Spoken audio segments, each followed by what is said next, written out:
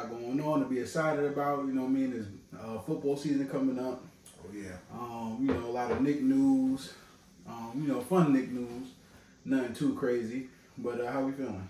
Feeling good. You know, shoot, my Mets is in the fight for the pennant. That's all I can ask for. We know how the Jet season is supposed to start, so Knicks is ready to rock and roll when their turn comes. So yes, sir. Let's get it in. So we didn't get to see y'all last week, but a lot has happened. So last 2 weeks. Last 2 weeks. So now I'm happy with that. Let's just start out. Who's really ready? Precious the Chewer. My man out here walking with the lion. Yeah, that's crazy. You know what I mean? Enjoying himself. Now, if his butt would have got bit, I'd have been mad. No, yeah, that's insane, but you know, I don't know. I don't know about that one. So you don't know about that one? No, I don't know about that one. Listen, Pretty sure they had trainers there, but anything could go wrong. Man. A monkey might run across the track or something. Listen, I'm just glad he enjoyed himself. If he wasn't going to play for the Knicks, I guess he was going, never mind, going to get canceled. All right. And then we also got Nick new. The schedule just came out. So what we got, what we asked for is what we got. So if y'all wanted the Knicks to put up early, we at Boston for our first game of the season away. For the Knicks ceremony. I mean for the Boston ceremony. Ring ceremony. So hopefully we can come up with an upset. Yeah, I'm just looking at starting, you know, we coming out of the gate, we playing Boston in our division, but the Midwest division, I think we playing like 4 of their teams right out the gate. Right. So we getting, you know, the Milwaukee's and all of them early. Early tests. You know, also was earlier, our Knicks home opener is versus the Pacers. Yeah, early tests. Listen, we got what we asked for, and if you here, make sure you like, comment, and subscribe. We are back. Little hiatus, but we're back. And share. Listen, summertime is coming to an end, so the action is going to just start kicking up, revving up. Football season, baseball season. So listen, we here. In-season tournament is back. Our schedule for that is the Sixers, Nets, Hornets, and Magic. So, like you said, we got a hard schedule coming up. Yeah, it's not even hard, but we're gonna get battle tested early, just from the early part of the season before we can get to the in-tournament season. You know, we got teams that all jockeying for the same type of position. Because if you heard a few weeks ago, Pancaro in Orlando said he feel like they just as equal as the Knicks, Boston, Milwaukee. Right. So teams ain't laying down for the Knicks or anybody else. Everybody feel like they made a little bit of improvement, which a lot of teams did. Right, and then let me just go on to the next thing. Kevin Garnett also feels the same way, hype about what the Knicks is doing to make the moves. And I agree with what he's saying because he's not being biased on what he's saying. These teams are making moves to try to beat the champ, try to beat Boston. And there's a lot of teams that already had that in place, which are the Knicks. So you can't sleep on the Knicks. We number 2 with the injuries, right? 50-game win streak with the injuries. Yeah. So now you're bringing everybody back stronger. We made moves to get better.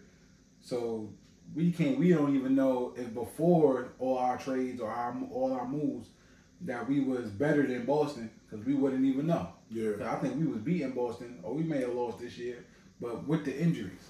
You know what I mean? And though Boston had a couple injuries throughout the season, it was only one major injury now was Porzingis.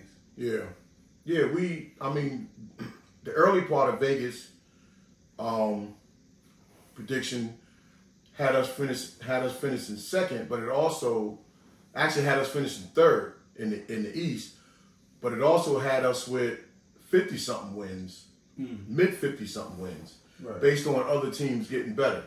And I could live with that just based off the fact that we come back with the same team. We know other teams got better, but we also know that when it come that grind time after the All-Star break, we already know we kicking it in another gear.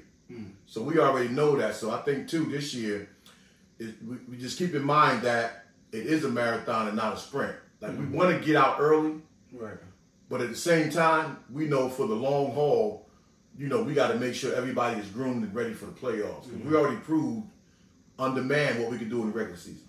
Right, but also too, I think with the Knicks, we always have something else to prove because we're so critical of the Knicks as fans, as media, as even just the NBA in whole, that it's almost like we got the pressure of we gotta come out swinging. So even if it does look ugly or it looks like we gotta prepare, they're not gonna. I don't think we get the same grace as every other team, as a rebuilding team or as a team that looked like on like Milwaukee. They supposed to come out on paper last year smoking. Mm-hmm. You know what I mean? And as soon as things didn't go right, it was they had to learn to play with each other. They had patience and grace with Milwaukee. I don't think we get that same patience and grace for the Knicks. I don't think we need it because I don't think we need it. I think we're gonna be all right. But if things did go left, we're not gonna get that same grace. If we don't come out strong, we know it'll take a game or two if we don't for everybody to get back to their familiar roles. Mm-hmm. Because our wait till next year mentality that my New York teams had, being Mets, Jets, and Knicks, them guys wasn't there for that. Like we don't got no guys that other than Julius and maybe Mitch that been through the losing ringer and had to say wait till next year. Brunson and Hart and them guys, they ain't been through that with New York. All they know is winning. Right. So they coming in, everybody's familiar, everybody know the pecking order, which I want to get into because there was an article about after Jalen Brunson, the Knicks is Batman and Robin by committee, but that's a whole nother thing I want to talk about later if we get a chance. But we know everybody's familiar. Hartenstein didn't come back. We replaced him with Mikal Bridges, who already knows everybody. So we don't got to worry about people saying same old Knicks if we don't come out swinging. And then second, we're gonna come out swinging because people know their roles. Right. Yeah. But in the love, we're going into a new era of Knicks basketball anyway. You know what I mean? With the addition of Jalen Brunson and now all these new players, maybe it take like I'm gonna say 2-3 years for where a whole franchise just looks different and they start talking different. All the old Knicks stuff will literally just be in the past. You know what I mean? No, I don't think so. I think so. I don't think that will never be because even it's just something about you have to hate on New York. It's just something about it makes people's careers. Yeah, that I think will always be true. But I remember the era of the only way the Knicks will be contenders or look good if Dolan wasn't there. The blame was on Dolan. Now I think we out of that era of we not even thinking about Dolan. You know what I mean? The era of the Knicks veterans now want to come back to Knicks. We don't treat them right. That's looking like it's coming to an end. You know what I mean? With the inclusion of the veterans and how that's reciprocated. Mm-hmm. So I think going into this era, even if we don't meet expectations, as long as we compete, we're going to go into a whole new era of, at worst, what like the Grizzlies go through. You know what I mean? They always have a good team on paper. They just never can get over the hump, at worst. So. Well, the window though for us, the window to win a championship is open. And that window hasn't really been open since the 90s Knicks, when Pat Riley was there. Even though we've had some times when we did make it under Jeff Van Gundy when we actually got there. But even when we got there, the window wasn't open. We just got there in 99.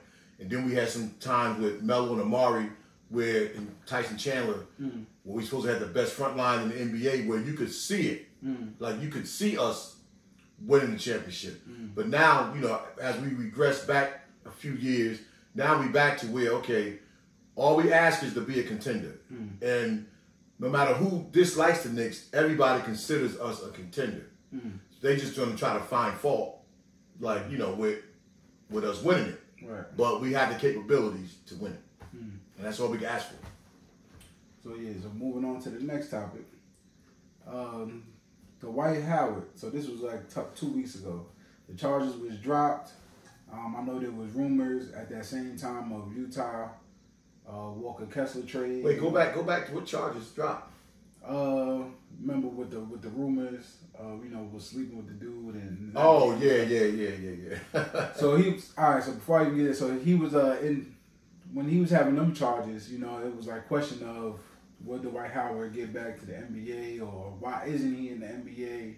And it was pretty much just dealing with everything around it. I'm always constantly saying no matter what he do outside the NBA, it's funny, it's the jokes, but we kind of don't care. He's a good player. You know what I mean? If I could have had him on the Knicks, I would have took him anyway. I'd have been like, listen, just try to stay out of trouble. So I think that was one of probably one of the many things of him not being on the team.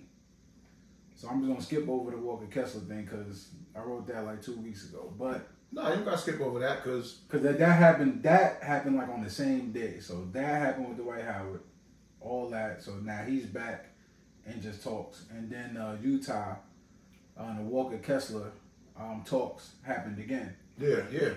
So I think, Knicks they do got an eye on that. They want another big man. Now whether they get it before the season start or later, that I think that really is on their mind. Now who they trade him for, I don't think is what we think. But well, I seen something. I don't know how true that part was. That when they was trying to negotiate, having talks with Danny Ainge about Kessler. One, I like the fact that they wasn't bringing them in just to solely be the center. Now they're looking at a combination big man with Mitch. See, that's what I like. That's what's going to make us stay even further in contention. But two, it was first stated that they may have offered Danny Ainge 2 first-round picks, and that Danny wanted a young player included in that. Now, I don't know how true that is, but the Knicks know history with Danny Ainge is he's going to play hardball because he keeps looking for, adding stuff for way down the line. And we don't need to get into that, with him. But by him also making it known, or Utah making it known that Kessler is not in their future plans, then that means you're going to have to take less. Because now teams know you want to unload him. But nobody's going to give up. I don't think no team is going to give up their whole shit for an unproven player like that. Especially with him, with his tactics like that, I don't think they're going to take it easy on him either. Which they're not taking heat on. Now let me ask you then, because one of the articles said 2 future first rounds and Deuce. No. I'm sorry. No, that was a different one. 4 future second rounds and Deuce. Would you give up 4 second round picks and Deuce McBride for Kessler? I mean, if you ask me, no. I would. But if they did it, that's what No, but I would because he could be valuable. That's what I'm saying. Deuce is valuable. But we have Payne. Yeah, we got so many guards. It's like it will hurt as a fan. We fans first, like we do the show. But if they would have asked me straight up, I probably would have said no. Yeah, but if you do it, if management said this is what we need and this is what we already have, and Deuce would have to, then I'd have been like, all right. Yeah, because one of the beauties of keeping Deuce is that we know that Payne is a short-term solution. So when you get Cam Payne, and he probably could help us, definitely could help us this year. But Deuce still could be a long-term, because nobody guards the ball, slow the ball down the way he do. Cam Payne, which frees Brunson up. Also, I forgot his name already, but the rookie that we all like, if they can groom him how they did McBride, it's like doing that all over again. Now, like I said, do you want to see McBride get traded? No. Well, McBride do. At least there was an article also, and this one came out talking with the Knicks, that some of the front office see McBride as a two-way player, meaning that play off the ball, like not being the backup point guard mostly, but being the two-guard backup because he's more of a scorer. So there's so many ways that even if we keep McBride and Payne, it's hard, but there's ways to find a few minutes for people. Right. But as the season goes on, Tibbs ain't gonna stay with that. So, Knicks. And it would be hard to stay with that because I think, like you said in the other shows, once these players get their rotation, they're gonna play more minutes. Right? You're not gonna take them out if they're playing very well. You might as well just keep them in if they're not tired. They worked this hard to get to this point to not be tired. Josh Hart played 3 games straight in the playoffs. Yeah, but that's also now you got to look at a way of load management by giving them just their regular minutes, and then unless they got it going throughout the season. So the problem with, like I said, we had with Tibbs was towards the end of the season or throughout the season, it's like just take them out. You know what I mean? Like we winning, take them out, let everybody else play. But people was hurt. So do we get there if they don't play all the minutes? We don't know. At some point, do it look like he might have should have took him out at 3 minutes left, take him out. The other team just gave up. Like they got their bench players in. Yeah, so, Yeah. Sometimes there is no telling. You know what I mean? The season's over now, so let's see what you do this year. Load management, you ain't even got to rest players. I think let them play. Whoever's on the road, you feed the hot. Yeah, but I don't mean load management. I mean load management in terms of letting them play their regular minutes. Like a guy like OG, let him play 30, 35 minutes because we have other people. You know, Julius don't have to play 42 minutes a game because we have other people. That's what I mean by not sitting them out load management. Yeah, nah. So what I'm saying is if, you know, any given night a player can be hot now, especially on this Knicks team where anybody can score. Mm-hmm. If OG's hot and you could just put some role players in, just do that. Let the other guys get a rest. The other starters get a rest. Yeah, because our role players ain't really. That's what I'm saying. OG looks like he's on pace to drop 35, 40, and everybody else is doing a regular 13, whatever. Then let Randall sit. If Randall the next night is dropping 35, let OG sit. You know what I mean? So I said you don't need both of them on the court if you can work it out that way. In a perfect world, in our head, if it's somebody's going off, you don't need everybody on the court. Everybody can just play their role, get an open shot. Yeah, that's why you have to, whoever comes in, because remember, between Brunson and Randall, one of them usually finish off the first quarter. So now, with this team that we got, you can really go back to the traditional 8 to 9 minutes in, you can sub one. Right. Or both. You don't have to be at the same minute, and then you bring another one back with, you're always going to have OG probably or Mikal Bridges with the second unit also. So I don't think we have to run them down a whole quarter if we don't have to. I don't think we have to do that. No. So now just to get back on track, Dwight Howard. I was watching Gil's Arena. I saw a little bit of that. Yeah, so I was just going to take some of the parts because how this affected the Knicks. You know, like I said, if we could have got Dwight Howard for a veteran minimum or something, like that would have been great. So now Dwight Howard, the first segment they had, did he want to play in the NBA still? He was unsure. He would just say, I don't know, you know, family reasons, contractual reasons, and the role.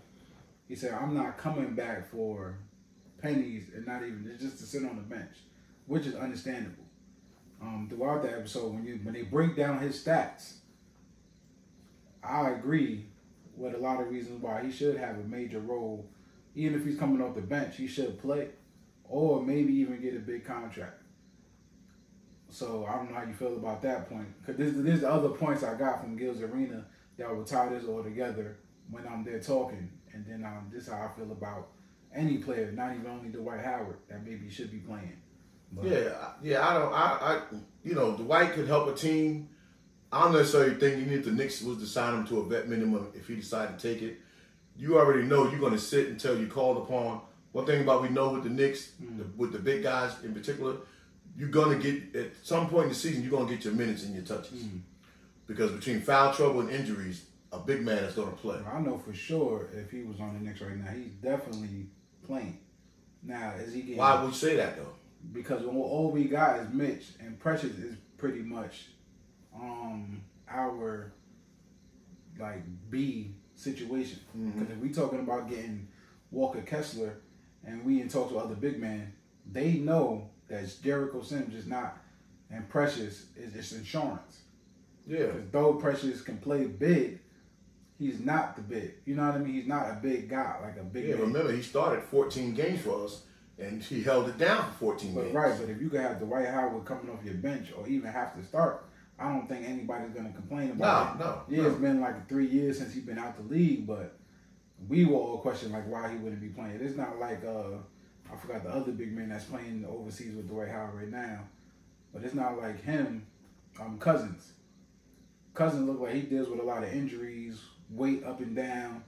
And though they say he's good, his style of play is just not there in the NBA no more. No. You know what I mean? So that I think there should be room for that style of play. Well, actually, he could play because he shoots threes still. Yeah, he should, but he plays a little bit at a slower pace. You have to feed him. Yeah, he's almost like Embiid to me. Embiid, Jokic. He plays like Embiid. Yeah, Embiid, Jokic, but they so sporadic on how they move. And they the main focus. If you put Cousins there, he's not the main guy you're just going to sit there and dish it off to. Then it's going to look like Cousins' team after that. Jokic and Embiid, it's their team. You're gonna feed the big man first. Yeah.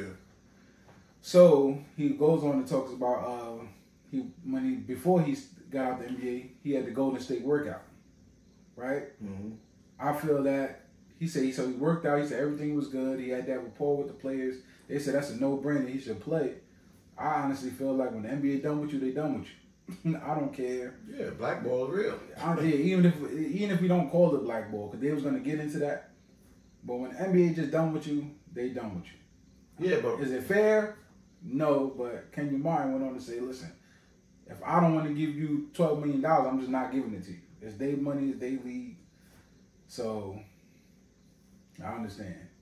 But at that same time, too, with all those memes that was going around, you know, with him grabbing guys' crotch, you know, this was all during that same time. So, what team wants the distraction? And then it was also talk, I think it was on a show a few months back where Dwight Howard was talking about, even with the Lakers, they didn't want him around the young guys because of the activity. So he's like almost telling on himself. Like, you pulling all the young guys on the team to work out with you, but other stuff is going on. But I feel like it will pass because Jalen Green was going through the same thing, remember, before. Yeah. Like the whole college videos that came up. So if they willing to take a chance on him and make him the face of a whole franchise, and even if he leave the team he's on, he might even be the face because he was playing great. Him with the baby troubles and all that. So I don't know. When it comes to the NFL and the NBA, if it's domestic violence or something that's not like that, they just let it go. Now, when it's LGBT rumors, whatever how that go, well, I think being that he disappeared, shaky. Yeah, being that he disappeared for a while, meaning Howard, it'd be easier for a team now to bring him back because a lot of that has died down. So a team could bring him back, but Howard is getting up there in age too, and it's almost like why take the risk? He's getting up there in age, and I'm glad you said that because it makes it to my last point of that Gil's Arena podcast. They spoke on Rudy Gobert's defense. So he was like, defensive played 3 years in a row. And they asked Dwight Howard, how do you feel about that? He said, no disrespect, but he shouldn't be. So now they get into a conversation of numbers versus impact. Right? And we always say that on the show. Though Rudy Gobert plays good defense on numbers, but is it really impacting the game? Because he's always getting scored on anyway. So at all the times he's getting scored on, it was Gil's thing, he's impacting on defense. Dwight Howard probably numbers today, his numbers never declined from the time he was in the NBA on his way out. He's always on the championship team, winning team, and he's always a pivotal point of the role. It's not like Anthony Davis that goes missing. He does his job. Now the only thing they can bring up was when he had his injury and he played with Kobe. So like you don't pay a guy like that. Now that's all I'm saying. And he also said the game is changing. You know what I mean? So it's not like you can get 2 and 3 blocks a game. It's a little harder with these players jumping off the wrong foot and doing all that kind of stuff. So so now you just got to be there to impact the game. So like even Kenya Martin, they say they know when they see Kenya Martin, it's not the fact that he's gonna block it. It's that he's gonna put hands on you before you even get up there. Do I want to deal with that? It's how you impact the game and how you. So that was just something that was interesting about when you speak to Dwight Howard and he knows the game. You know what I mean?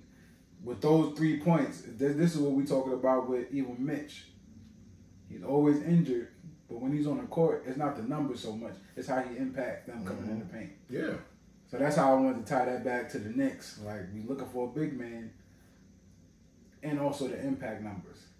Well, it's just he was saying he don't want the vet minimum. Yeah, he don't. The only thing that's could offer him. That's the only thing we could have, if he was even looking that way. Yeah. You know what I mean? But then you never know because as the season go on and we start approaching December 15th, when guys over free agents could be traded, then you never know. We always manage to find something good if we need it at that time. I personally think we can hold out till the February deadline and see how this thing shakes out. Because one thing about Precious Achiuwa, Randall is bigger than Precious. I think we talked about this before. Now Randall might get a minute or two hit center sometime. Randall's actually taller and physically bigger, but Precious has a center mindset. Right. And playing center sometimes is a mindset. And of course you're going to run into height thing. But remember when Golden State was winning all their championships, Kevin Looney was being substituted out for Draymond Green, who was a 6'8" center. All right, but I'm going to say this about Precious when you say that. Sometimes the mindset maybe has something to do with his IQ on the court because that's what the team was just asking for. We'll get into it. I'll bring that back around later.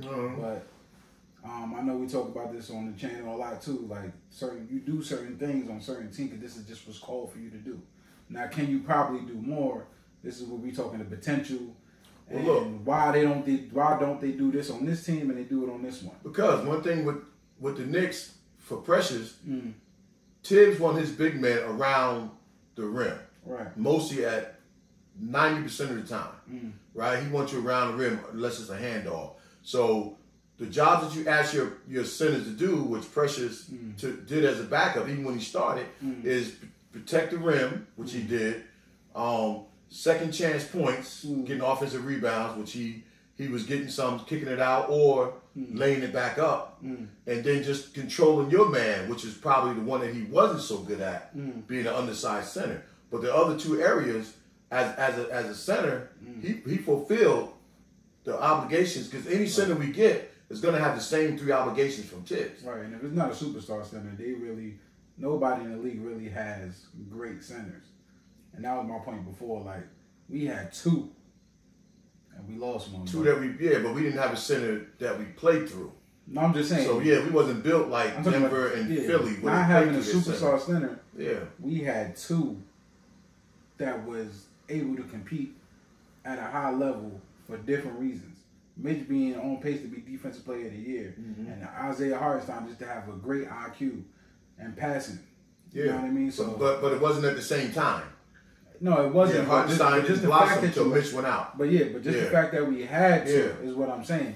We got this far because we had both of them. Yeah. You take one out, do we get this far? We don't know. Well, we did. I'm talking about we had both is what I'm saying. Yeah, but we took one out because Mitch got hurt early. No, I meant you take one out completely. So Mitch get hurt. Whatever big man you put there, there's no pressure to Chua. There's no OG and Anobi. Right? I'm talking about you take one of those players out. How far do we get without no big man? This is what all the other teams are facing. They don't got no big man, but we do. Yeah. You know what I mean? We got potentially one of the best big man defenders in the league if he stay healthy. And we have potentially one of the best big man IQ-wise. Not the best defender, but played great when OG and all of them is there because now he can get off ball. Yeah. So now I agree with that. Yeah, so last topic. So Jalen Brunson and Mark Cuban clear the air.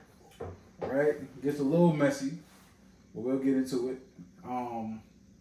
The first thing was the Jalen Brunson, the draft process on both sides. Right? So that was pretty cool to watch. Just to name a few points, like it looks like when they go through that process of drafting a player, it's almost like it's like height, need, then their mental.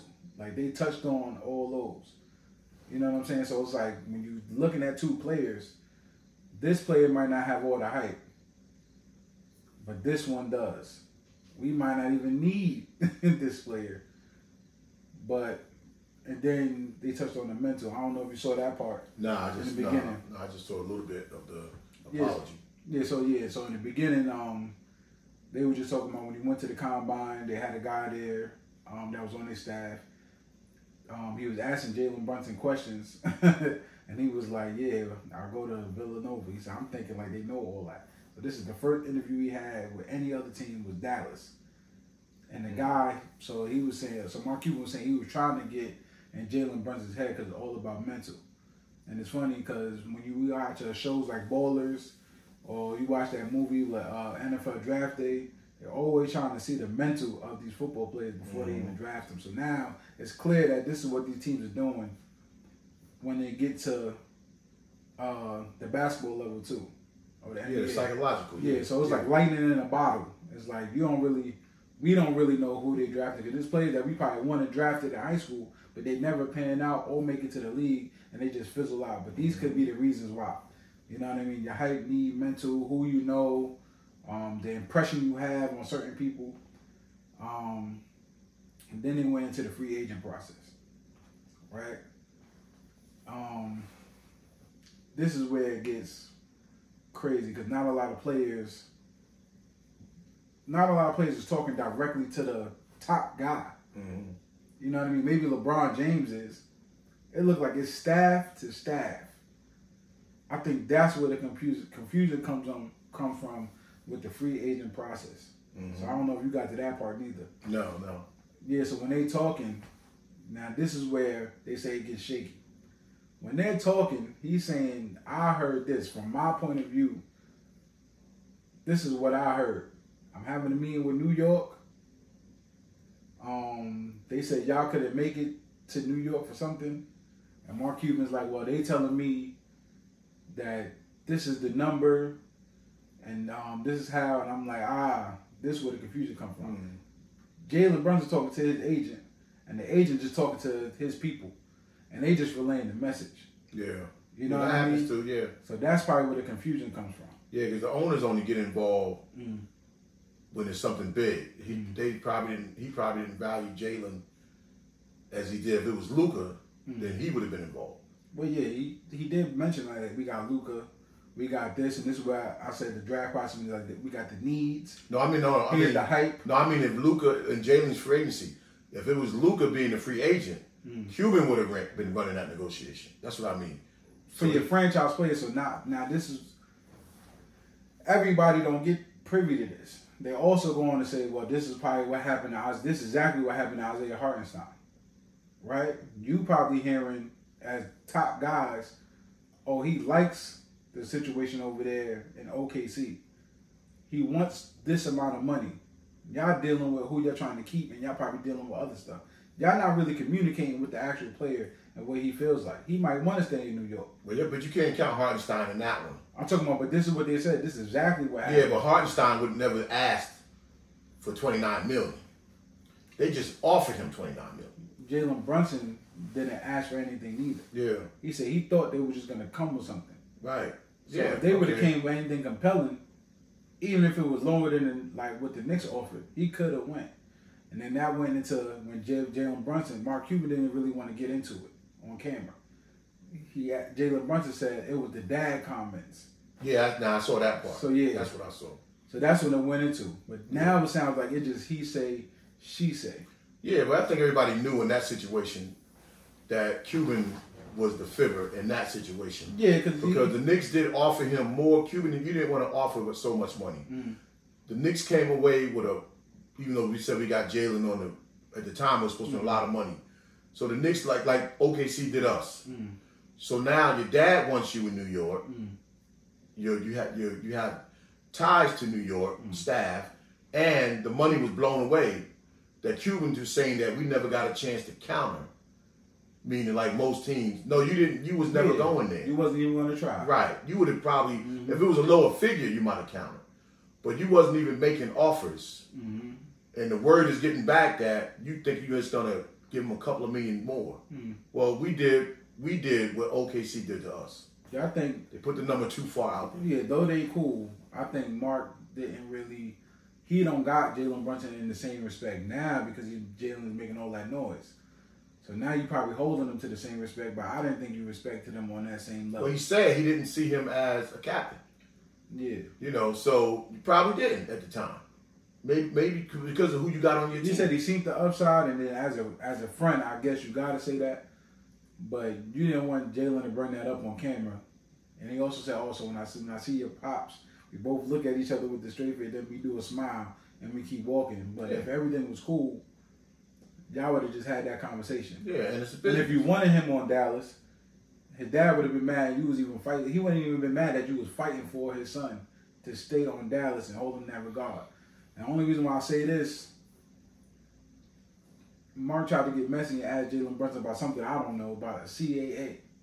So I didn't see that, but he asked. He said, I could imagine. He said, I'm surprised that you not getting money off the CAA contracts or something like that. So I didn't know what he meant by that, but no, because you know that those ties, the CAA, even though he didn't play at Kentucky, it's like goes back to the CAA and Kentucky ties. But Mark, I think Mark But understood. just the fact that you say that after Jalen Brunson said the dad thing. Yeah. But now, like, throw your friends or your jokey, and you throw that out there, like, he can probably get in trouble for something like that. Well, Mark is saying You know this what I mean? stuff too because he's no longer majority owner. Yeah. Now he's a minority owner, so certain things he probably would have never. He probably wouldn't even went on the because it would have always been probably been considered tampering. He probably wouldn't even went on the podcast, if not that. But I think he knew there was no number that they probably could give Jalen Brunson unless it was really, really crazy. Yeah, it was set up for him to go to New York. Yeah, they spoke on it like the cat breakers and all that type of stuff. Cat break like it's 2K, but you know, like the cat space and how all that goes together. And they didn't want to get in. Jalen didn't want to get into the contract again on why he took less money and how that all goes. But I don't know. That was a little messy, but it almost just seems like the communication between the players and the actual people that signed the check is not there. You know well, it wasn't going to be because he was leaving. When his father signed with the Knicks, and then you putting Leon Rose, Worldwide West, Tom Thibodeau, and his father on one team, there was no way Jalen was going anywhere else but New York. But listen, vice versa. If it came time for McBride to go sign with somebody else, and that's different. That's what I'm saying. And that communication wasn't. Let's just say that Leon Rose was talking to McBride's manager, but his manager got your best interest at heart, and they like, well, Orlando wants you for this amount of money. Yeah. All you know is probably the player is that, all right, so Knicks is thinking of a number. Orlando got a number. Let's go back and see what the Knicks say. But he's speaking to a Knicks representative, not straight to Leon Rose. I think that's what's happening with the players that maybe got the potential or they don't see value in or they don't 100% respect. Now, if Jalen Brunson was thinking about going to L.A., best believe Leon Rose probably already having this conversation you talking about with Brunson. Yeah, you talking about Godfather. You talking about Brunson's situation is different from anybody else in the NBA. Right now, take Godfather out of Jalen No, I'm Brunson. saying, but you just the family ties. Deuce don't have family ties with the Knicks brass, the coach and brass. You know, they known Jalen since he was a kid. You know, Leon, you one of my dad's best friends, aside from basketball. So there's family ties there that go way back to when Leon and them had nothing to do with the Knicks. West has nothing to do with the Knicks. Brunson has nothing to do with the Knicks, meaning the father. Tibbs have nothing to do with the Knicks. They already still got them family ties before all this even materialized. So Brunson's situation is different from anybody in the NBA until you get to Bronny, you know, until you get to that. So he ain't going nowhere. Ain't no number a team to throw at Brunson. Well, there's no number. Well, that will be the test in a couple of years to see if that plays a process and if because she's probably, what's her name that's on the lake, the owner of the lake? Jeannie. She probably, if LeBron left and went to Vegas as is written, if he goes on to Vegas, do he bring Bronny with him? Or do Jeannie Buss try to keep Bronny on the Lakers for the mystique if Bronny's upside goes through the roof? Nah, it ain't going through the roof. I think. That's just hypothetical. I think they only keep Bronny if before LeBron leaves and they win another championship, and that's only for optics because you want him to retire, which he won't. You want him to go into the Hall of Fame with a Lakers jersey on. He ain't going into the Hall of Fame wearing a Lakers jersey. I believe he's going into the Hall of Fame wearing a Cleveland jersey. Me too. Definitely ain't wearing Miami's after where him and Pat Riley left. So unless he wins another one with the Lakers, that's the only way I can see he wear that hat. Well, when you go to the Hall of Fame with that Cleveland jersey, he's definitely going to have the two LeBrons behind that with the Heat and the Lakers. Yeah, but definitely forefront is going to be Cleveland. It's who you go in as. Yeah, you go drafted there, you leave, you learn, you come back, you get the ring home, and you finish your career on LA. And you're the probably biggest thing they got right now since there's no Kobe, Shaq, nothing. Yeah, there's enough young guys that they're going to get in there. Lakers going to get somebody else in there when LeBron is gone. So, I mean, hey, listen, that was a lot. 2 weeks we missed out. We're glad y'all still stayed. You know what I mean? Like, comment, subscribe. Tell us in the comments what you think about wherever you at in the other video. What to talk about next? Anything? Nah, we're going to save it for another show because there's two things I do want to get into before the season. And that's one with the Batman and Robin thing. But that's going to take a while. And then the other one is the minutes distribution. Because at some point we're going to have to talk about, we got so many guys and Josh Hart, and remember they said before Brunson would say Hart complained when he played too many minutes and then he complained when he took him out. So now, you know, a lot of things will have to be ironed, even though it's going to be a smooth transition. It's going to be ironed out. We'll get to that another day. That rotation, that's going to be, one more thing is, we'll talk about that later. All right. We'd have went on for another hour. Yeah. But listen, like, comment, subscribe. Peace. Peace.